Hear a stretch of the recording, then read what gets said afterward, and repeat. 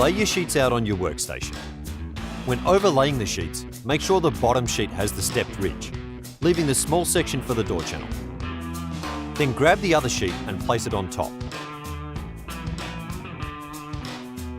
Grab the top door channel and identify the 2 holes required to attach your door wheels to.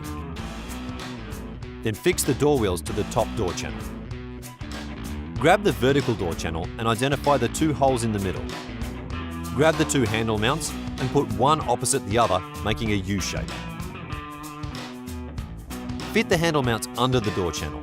Identify the 2 pilot holes and then fasten the handle mounts to the door channel.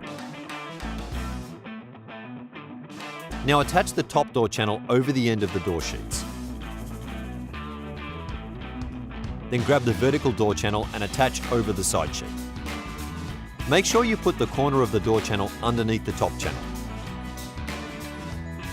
Drill 1 screw through the pilot hole in the corner of the top channel.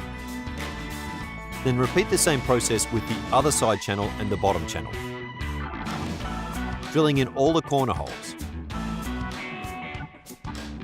Then screw the door plates into the walls. Flip the door over and put screws into the remaining corner holes and in the holes along the top and bottom channels.